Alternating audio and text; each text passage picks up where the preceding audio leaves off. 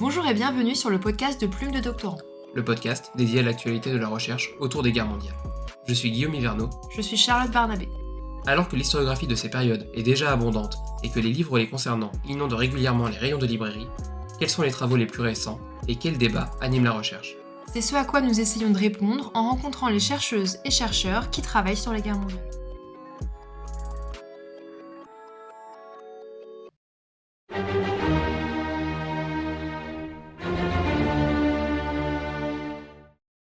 Bonjour à tous et bienvenue dans un nouvel épisode de Plume de Doctorant. Alors aujourd'hui un épisode un peu spécial puisqu'en cette semaine de commémoration du 80e anniversaire du débarquement en Normandie, nous allons nous intéresser au patrimoine matériel de la Seconde Guerre mondiale ainsi qu'à sa protection en Normandie et ailleurs.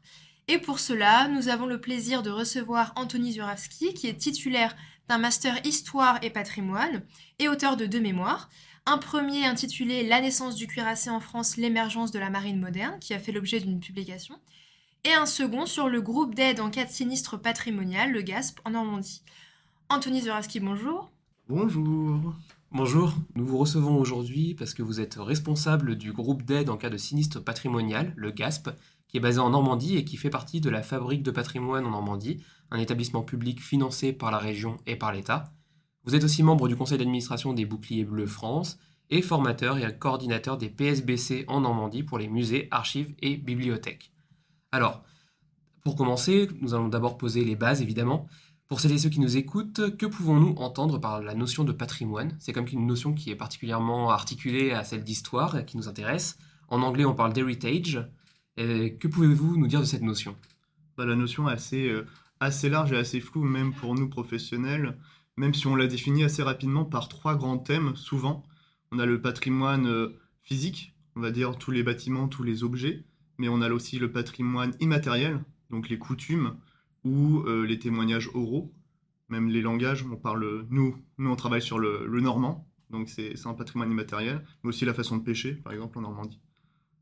Et aussi, on a le patrimoine naturel. Patrimoine naturel qui concerne vraiment toute espèce, mais aussi tout paysage qui pourrait être destiné à être sublimé pour l'humanité ou, on va dire, de transmission.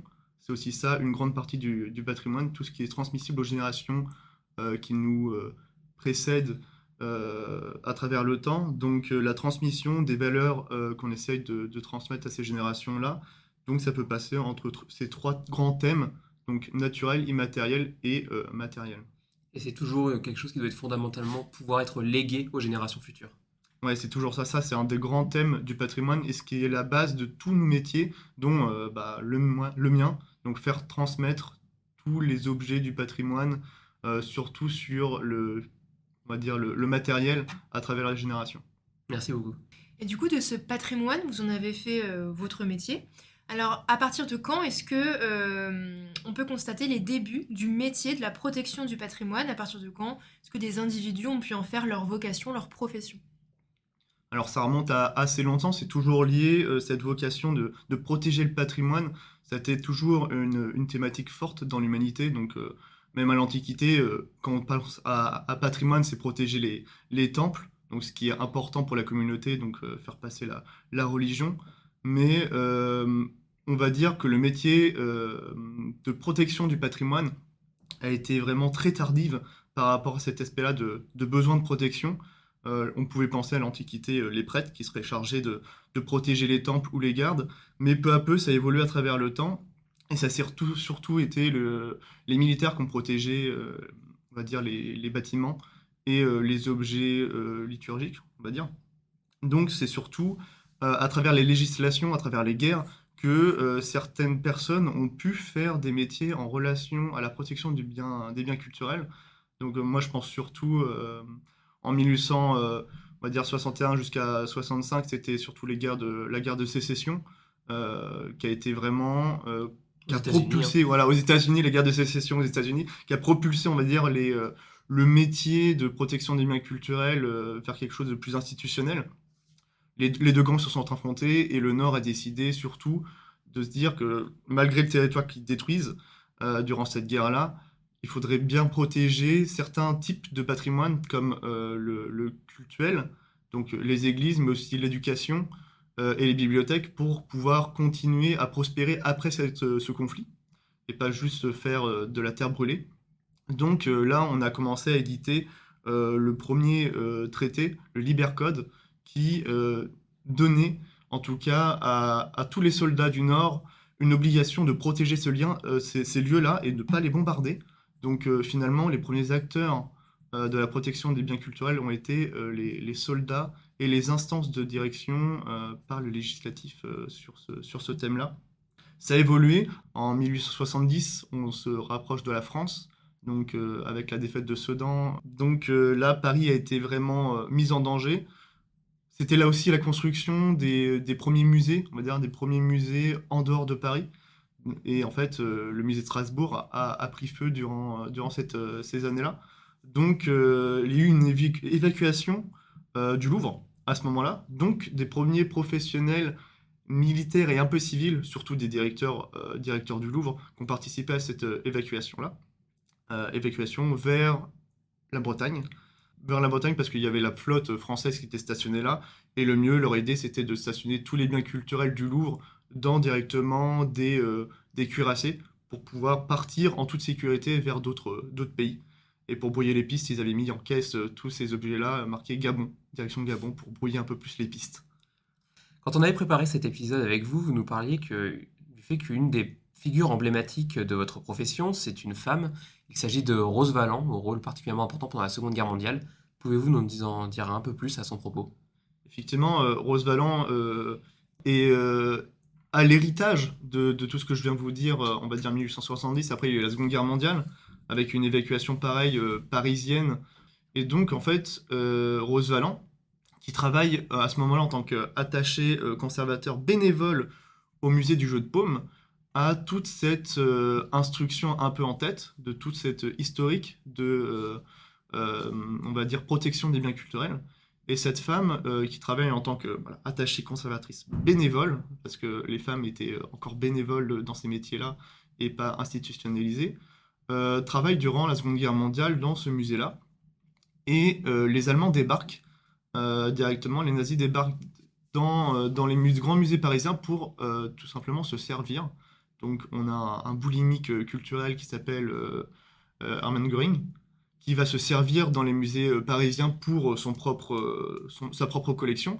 Et cette femme qui est donc à côté du Louvre va être missionnée par Jacques Jaujard, qui est son supérieur, pour espionner les transactions nazies sur qui est là, quelles sont les œuvres qui partent dans les convois et où partent ces convois.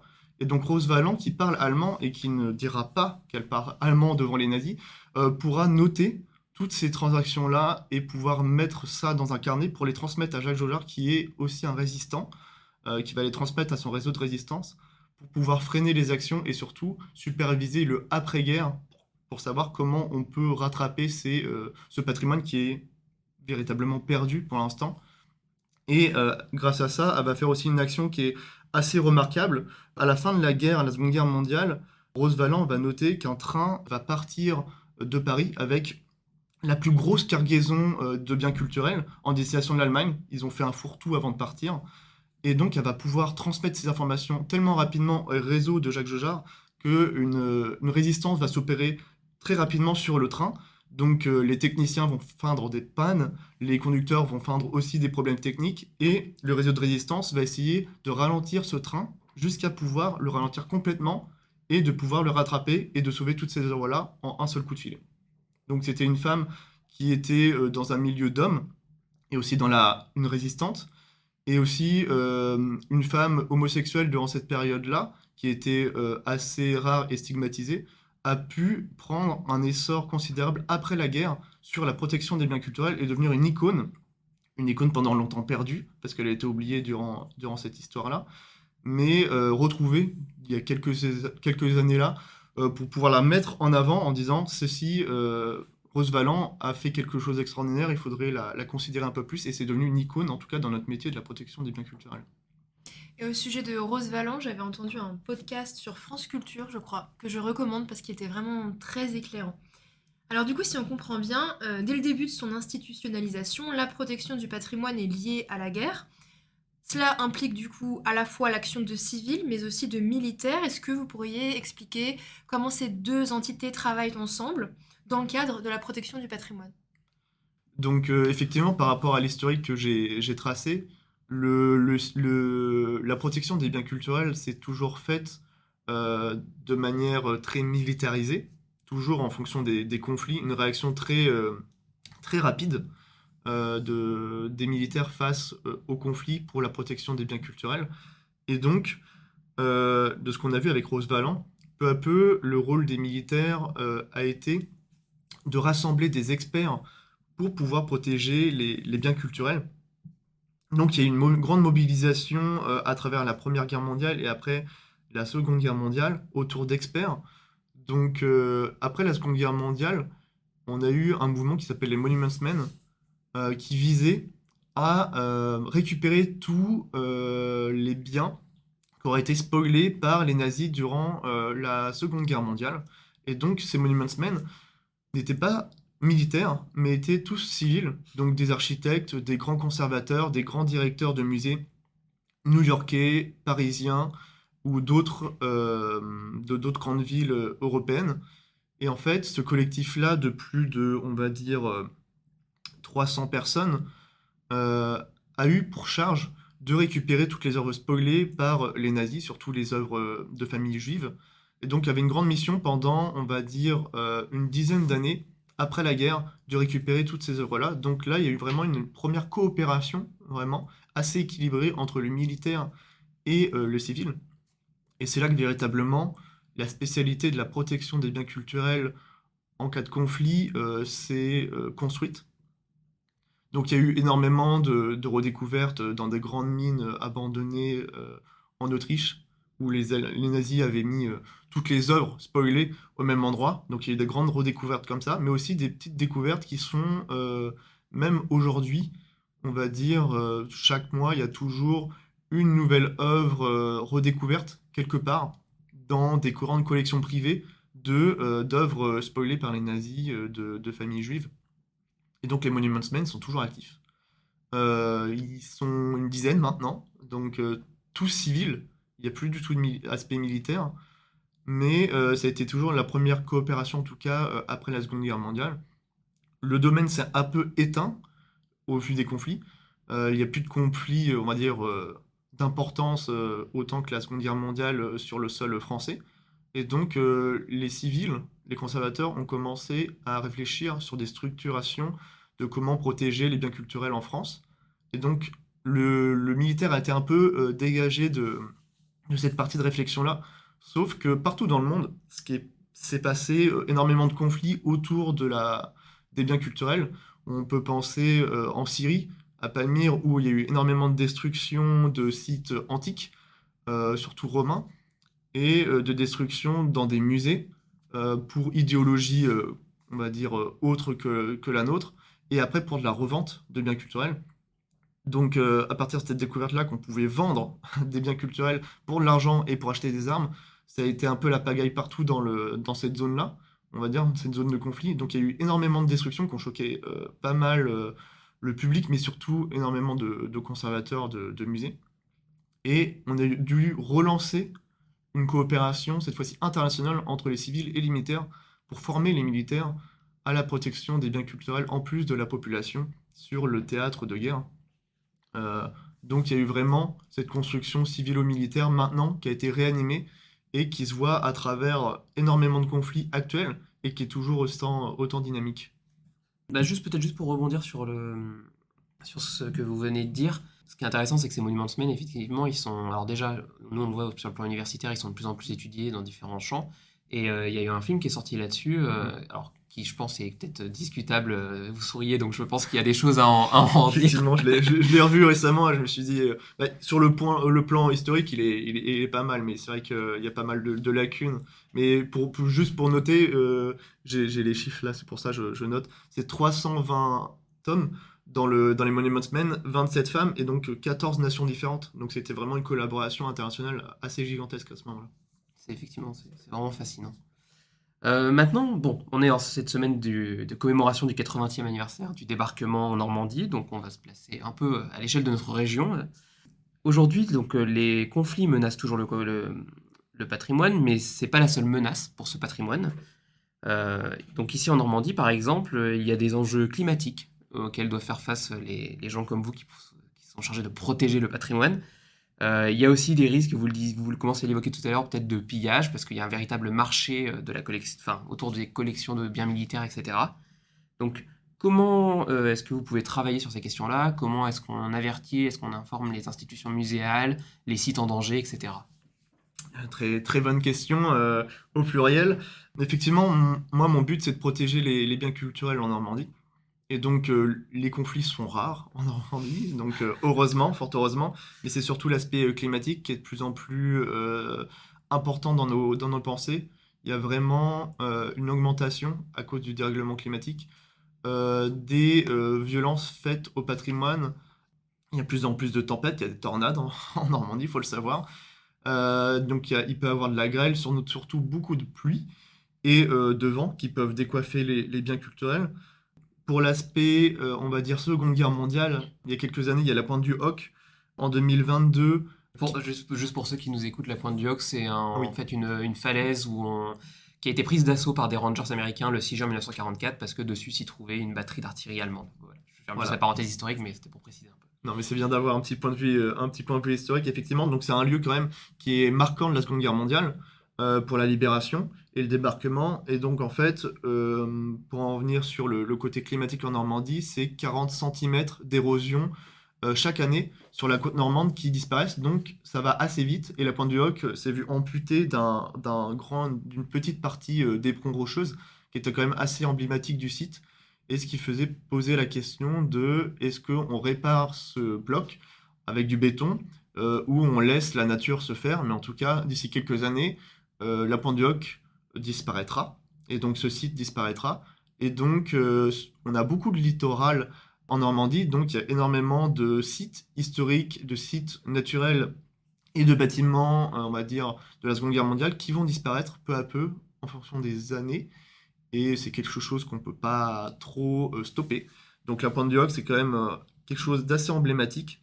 On peut penser aussi à la destruction des blockhaus, qui se font par l'érosion, mais aussi par la montée des eaux. Nous, c'est quelque chose qui nous concerne énormément depuis quand même quelques années. C'est la submersion maritime, donc soit par des vagues scélérates, donc avec des tempêtes de plus en plus énormes qui pourraient impacter, par exemple, ces blockhaus-là, mais aussi des musées de la Seconde Guerre mondiale qui sont implantés sur les plages de débarquement, par exemple, avec énormément de collections qui peuvent disparaître aussi. Je pense au musée d'Utah Beach, par exemple, qui est vraiment sur le front de mer. Effectivement, c'est des beaux lieux, mais d'ici quelques années, il y aura un problème, et ça, nous, on ne peut pas forcément contrer. Ça, c'est deux grands éléments majeurs qu'on ne peut pas trop contrer. La montée des eaux, qui se fait de plus en plus, et effectivement, les catastrophes, là, j'ai le chiffre, en 50 ans, selon l'Organisation météorologique mondiale, il y a eu 55 fois plus de catastrophes naturelles. Donc il faut s'attendre à vraiment des années de plus en plus, on va dire, catastrophiques en termes de climat. Et donc, ce qui va impacter énormément le patrimoine de la Seconde Guerre mondiale qui est assez fragile. Mais alors vous, concrètement, dans votre travail, comment est-ce que cela se manifeste? Est-ce que les institutions muséales qui se sentent menacées par ça, est-ce qu'elles font appel à vous? Et du coup, quelles sont les réponses à donner, mis à part délocaliser le musée? Mm, mm. Oui, et du coup, est-ce qu'il y a aussi des enjeux touristiques derrière? C'est toujours deux choses qui contrebalancent. C'est vraiment entre la conservation et le tourisme. C'est une balance assez fragile. Par exemple, la pente du Hoc, nous, en tant que professionnels, on se dit, bon, bah, le temps passe et on peut rien y faire. Donc, on prend des photos, on garde le souvenir. Et de l'aspect touristique, c'est de tout déformer et de remettre du béton et de retransformer le lieu comme il était avant. Et en fait, on a un peu le mythe du bateau de Thésée, le bateau de Thésée, c'est la thèse comme quoi le bateau de Thésée part du port, et peu à peu, on change les clous, on change les planches en fonction de son voyage, et à la fin, quand il revient après des années et des années de voyage, le bateau n'est plus le même parce qu'il n'y a plus aucune pièce d'origine. Et on peut se poser la question sur, effectivement, ce site patrimonial-là, mais aussi sur des véhicules de la Seconde Guerre mondiale qui sont peu à peu changés, et forcément à cause de la corrosion, et surtout parce que énormément de mécanismes, on va dire, ou de véhicules de la Seconde Guerre mondiale sont à l'extérieur, sont exposés à l'extérieur. Donc, Bien sûr. à travers le temps. Mais nous, les prescriptions qu'on peut donner, effectivement, c'est quand c'est des objets qui sont attaqués par la mer directement, c'est de la restauration.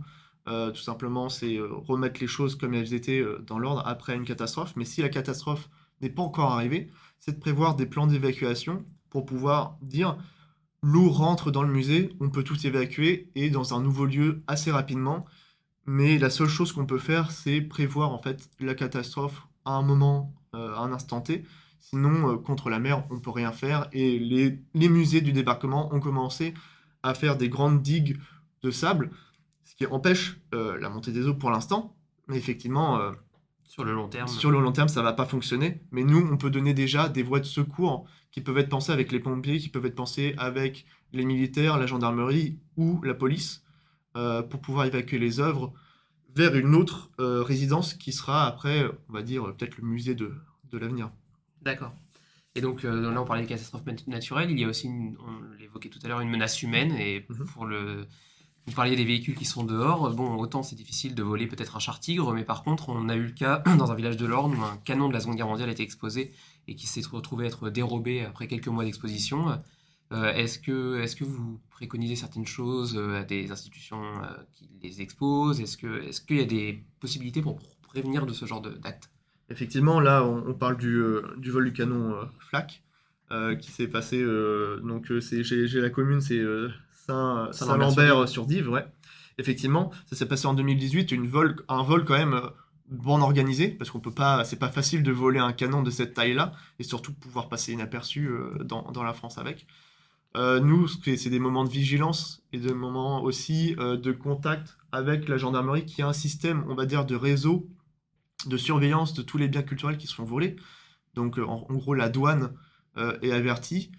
On a Interpol et Europol qui sont des réseaux de surveillance à travers l'international et l'Europe sur le trafic des biens culturels. Donc, nous, on est là pour alerter pour faire, on va dire, pour donner les méthodes comment dirais-je, les méthodes de transmission des informations, comme quoi il y a eu un vol dans cette commune à ce réseau-là pour que le gouvernement et les personnes de la gendarmerie se mettent au travail et à la recherche de ces biens culturels-là. Mais le vol, nous, ça concerne surtout malheureusement les églises qui sont délaissées, on va dire, par manque de personnel religieux et le fait que c'est des établissements vieillissants, donc les portes restent grandes ouvertes.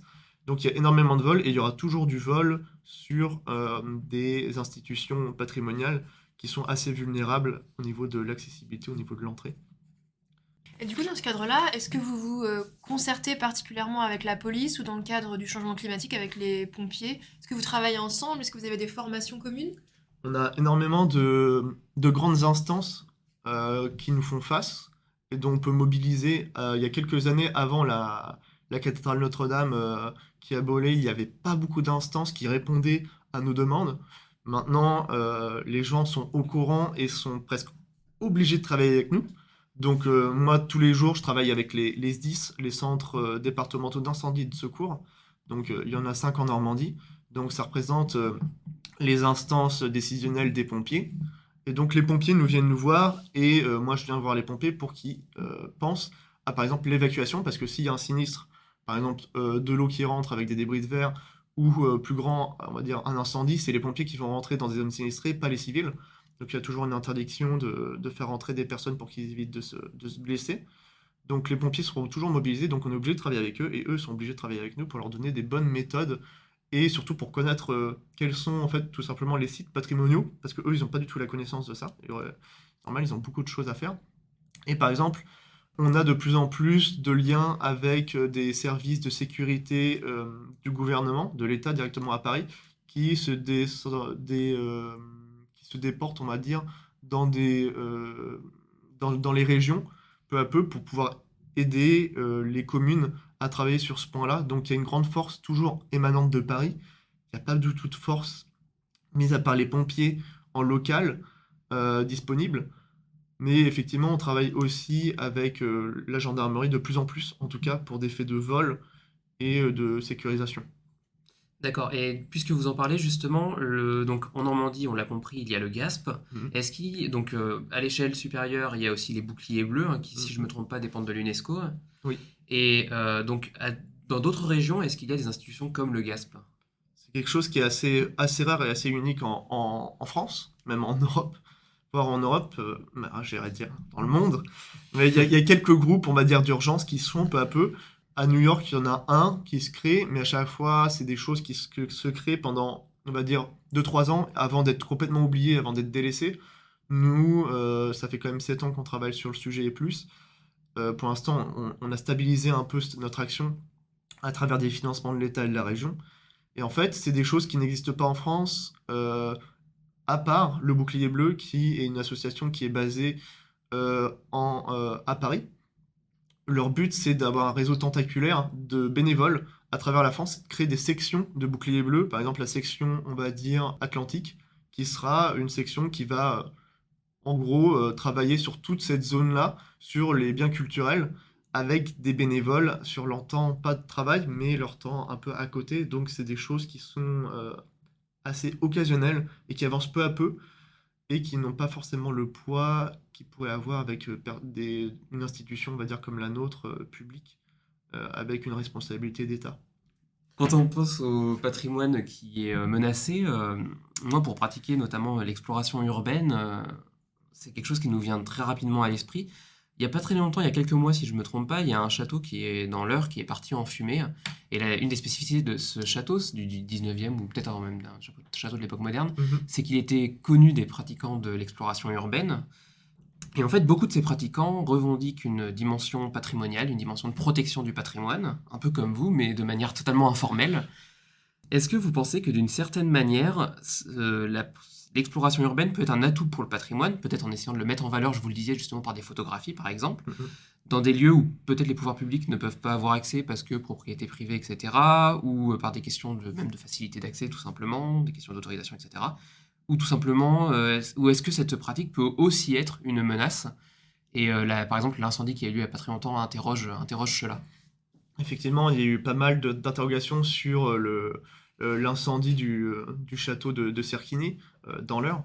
Donc une grande mobilisation. Et en fait, vous êtes le bouc émissaire facile, on va dire les urbaxeurs, sur le fait de, voilà, il y a des occupations dans des lieux qui peuvent être mis à sac et mis à feu. Mais on a vu que c'était un défaut plus électrique, apparemment. Donc à chaque fois, ça sera toujours de toute façon, la première responsabilité qui va tomber.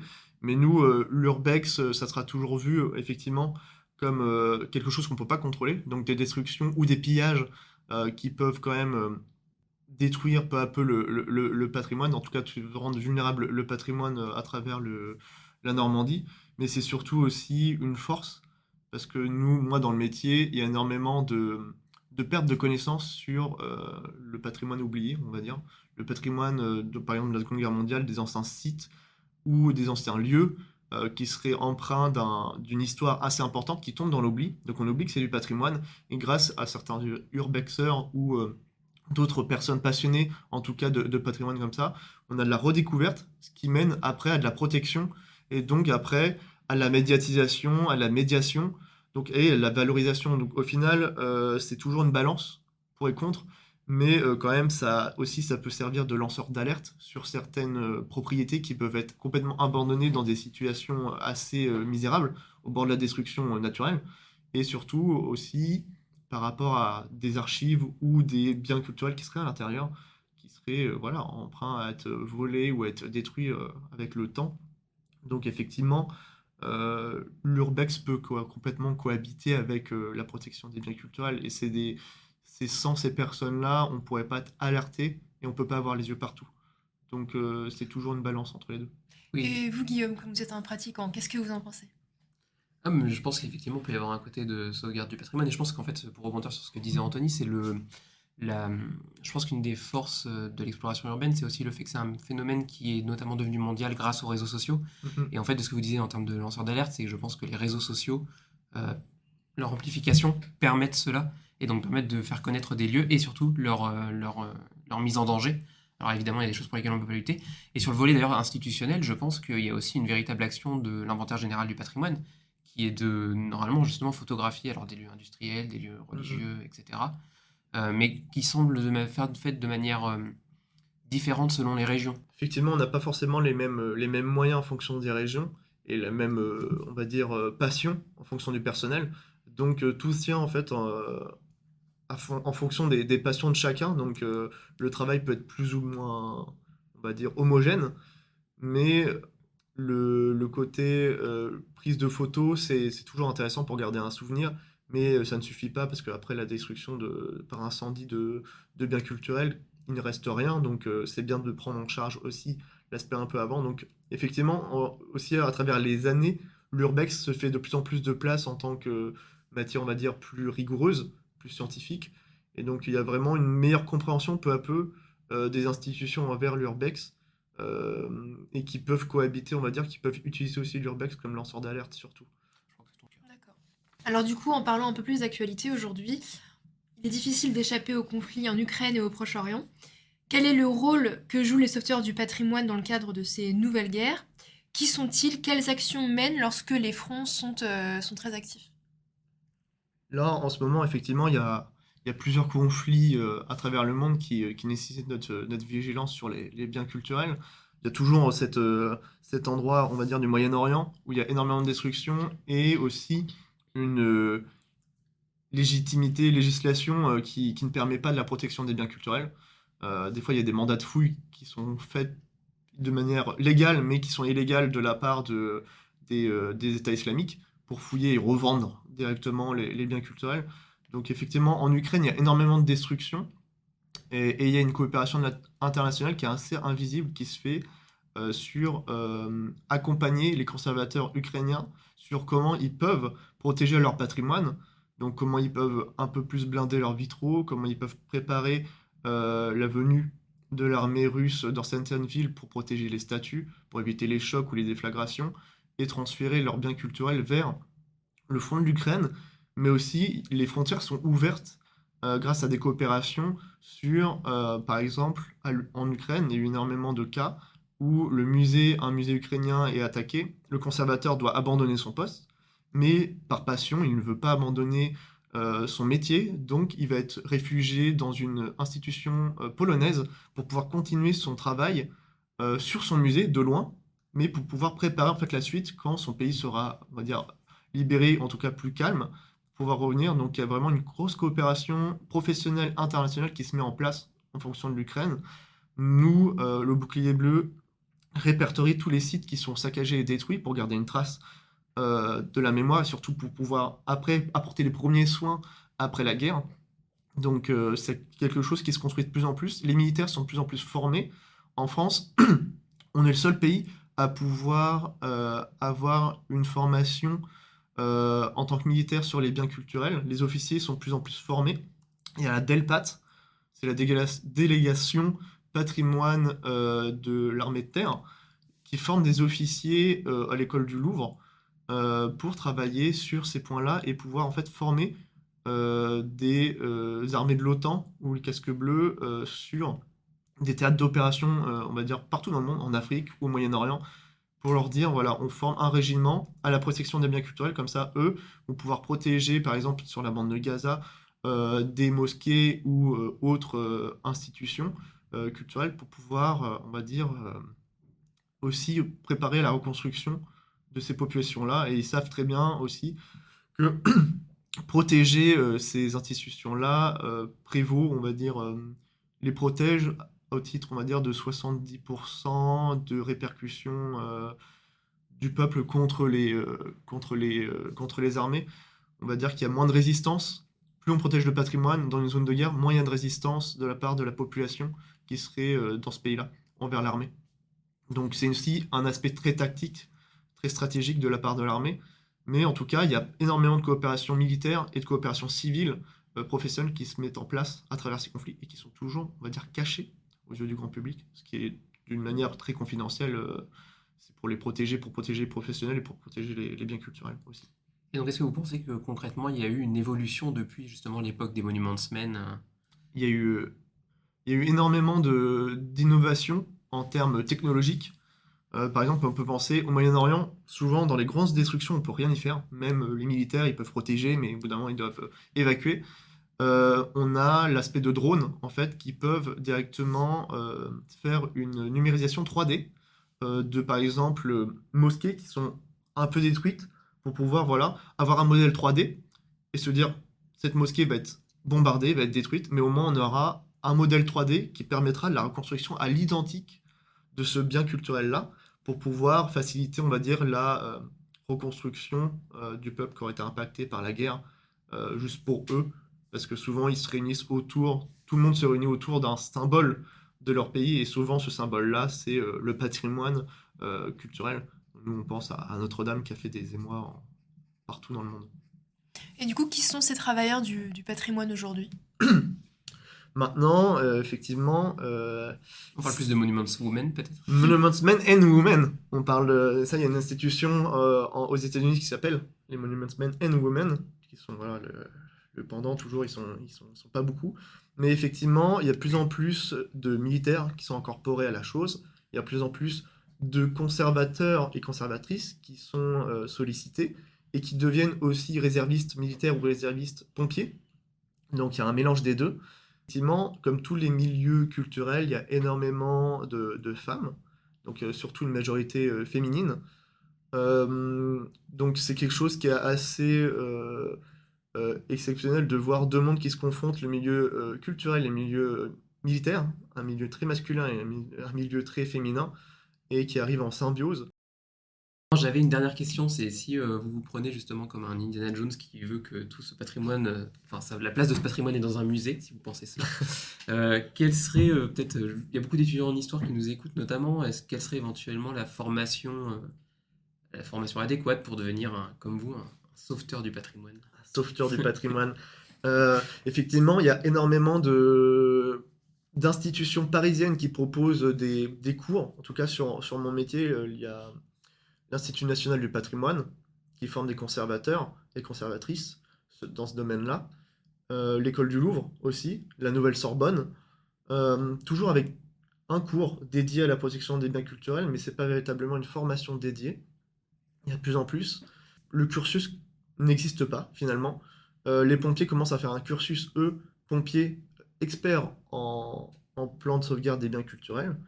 Donc ça s'améliore. En ce moment, moi, je travaille sur un réseau d'universités européennes pour proposer, on va dire, des cours sur mon métier, pour former en fait des professionnels qui auraient mon métier plus tard. Donc, mais c'est des choses qui n'existent pas encore. Donc, s'il y a des gens qui voudraient faire mon métier, le plus simple, ça serait de faire un master patrimoine avec une spécialisation haute comme conservateur ou régisseur-régisseuse qui s'occupe de la logistique des biens culturels dans les musées. Et après, pouvoir avoir une expérience au Bouclier Bleu ou dans une institution patrimoniale qui voudrait faire son plan de sauvegarde des biens culturels pour sauver les biens culturels en cas de sinistre. Donc ce qui se fait sur le tas, mais pour l'instant c'est un gros manque. Moi je lutte à travers mes expériences professionnelles pour créer des cursus, en tout cas pour former des personnes de même profession que la mienne. Mais c'est quelque chose qui va se démocratiser et dans l'avenir être créé, ça c'est sûr et certain. Donc on encourage les vocations s'il y a des gens motivés par ces questions-là. Bien, et ben c'est le mot de la fin. Il nous reste à vous remercier pour cet entretien fascinant, Anthony Zurawski. Merci à vous deux, en tout cas, pour l'invitation. C'est un plaisir. Nous vous remercions d'avoir écouté ce podcast réalisé par les doctorants en Seconde Guerre mondiale du laboratoire Istémé de l'Université de Caen. Si vous l'avez aimé, n'hésitez pas à partager. Nous vous retrouvons le mois prochain pour un prochain épisode.